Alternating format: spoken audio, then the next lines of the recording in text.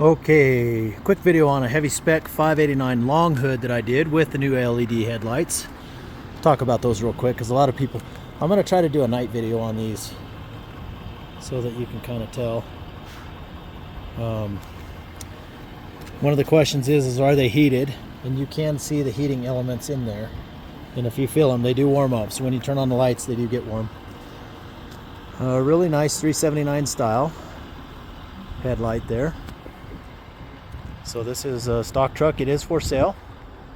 This is primarily made for in dump, belly dump, flatbed. It's got a little higher fifth wheel.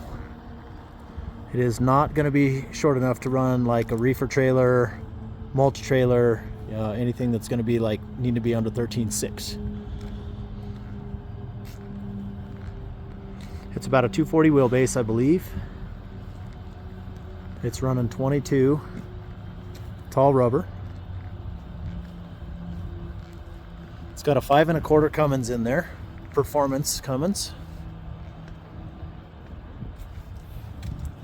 I did pre-wire for beacons, floodlights, strobes, headache rack.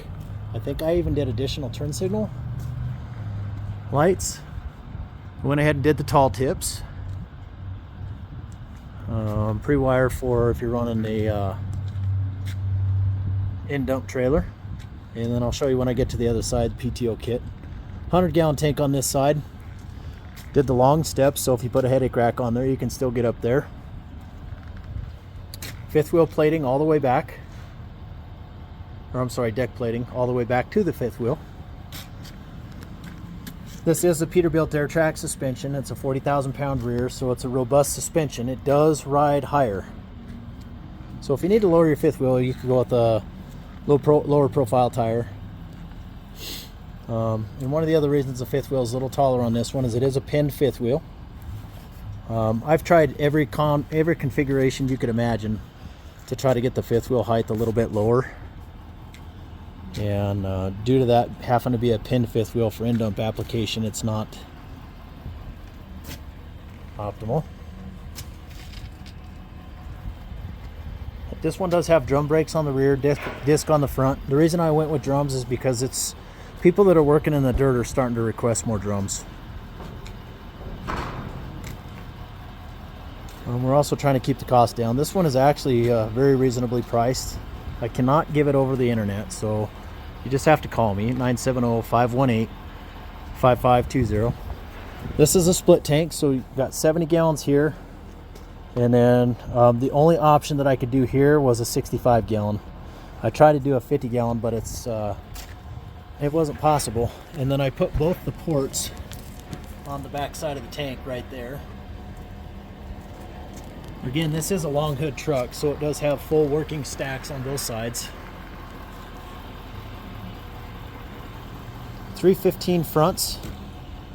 So if we do a 22 tall rubber with the front tire and you want to do a 14.6 front axle, there is no tire out on the market right now that won't derate that axle down into the 13s.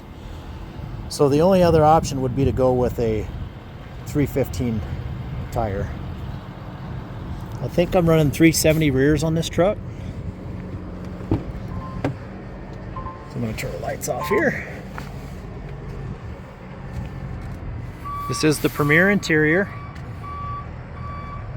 The truck came in at 18.2 on the scale. It is a single frame truck.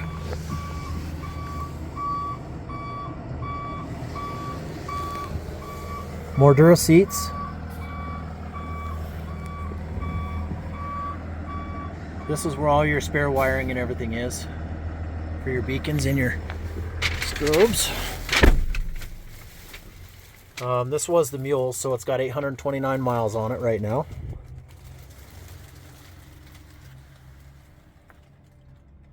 It is a 13 speed.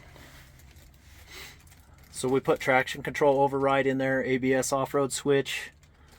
There's a tarp switch in there if you need to hook up tarp. Regen diff lockers, so you have your individual you got your cross lockers, full lock up front, full lock up rear, individual.